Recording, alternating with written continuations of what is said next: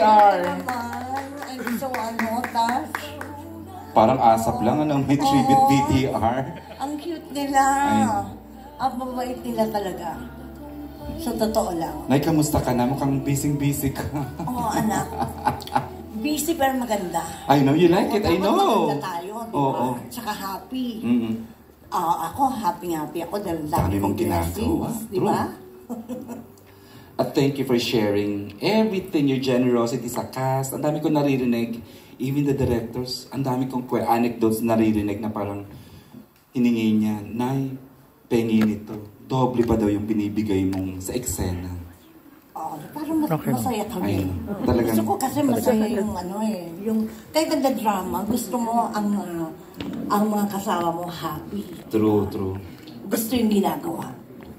And now we're ready to answer questions. And joining me sa question and answer is from Corpcom, our partner Aaron Domingo. Ay, oo, meron ka niyan. Meron ka rin. Kahit na at 6, advance ka na mag-isip. Ismael Bernal. Director. Oo. Kasi gusto niya perfect. Hindi pwede sa kanya yung good lang. Kailangan perfect. Kailangan marinig mo yung cut perfect, very good, thank you. Ganon. Oo. Ano pong pelikula ito? Galaw-gaw. Comedy ba?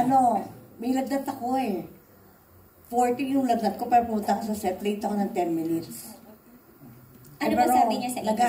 Nagalit na, hindi pwede tayo nalilate, hindi in-explain niya. Pero naintindihan ko. Tsaka maganda explanation kasi yung mga tao na yan, hindi pa yan. Kayo, sasakay na lang kayo sa kotse, yung mga crew, yan, ang dami pa nilang gagawin. Pero totoo naman talaga.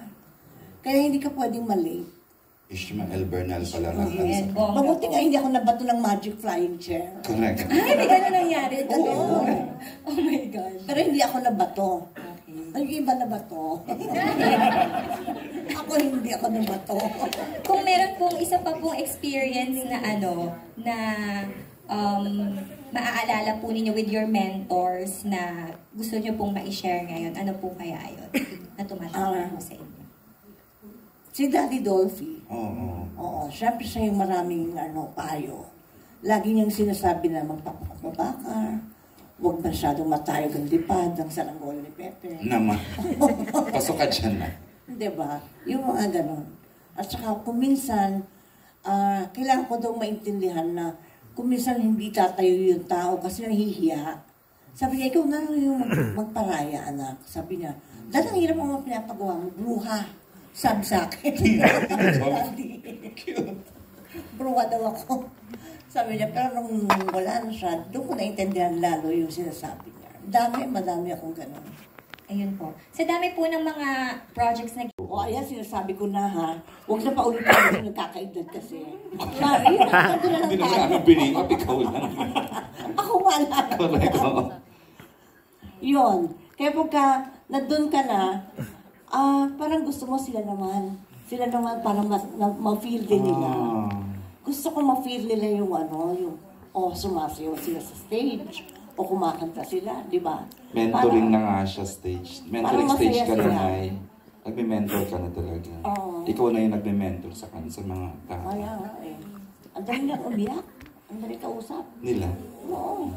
Ayun po. Ako ba last question po, siguro saan nyo na lang po kinukuha or hinuhugot yung peace of mind na meron kayo ngayon? Kasi kanina nabanggit nyo pa nga po, tanggap nyo po nung bata pa lang kayo yung lahat po ng pinagdaanan ninyo. Ang galing po na proseso po nyo yun, even if, ang hirap din po kasi sa showbiz po, di ba po? Oo, mahirap. Buti ganun wala akong ADHD o katawan. Dama mo, Pink, na she's very much at peace with her career, family life. Parang naidama namin kung gaano ka. Ang gandang aura mo.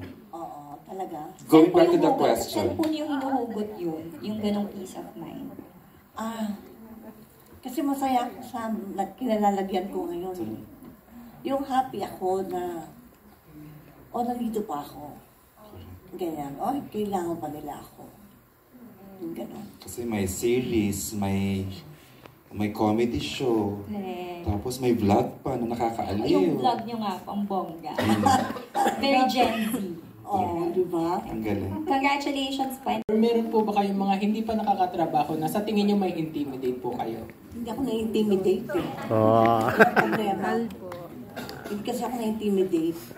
Masaya kasi ako eh. Alam ko kung sino ako, alam ko kung ano ako, alam ko kay papagad ako. Yung gano'n. Sa apat naman po yung question ko.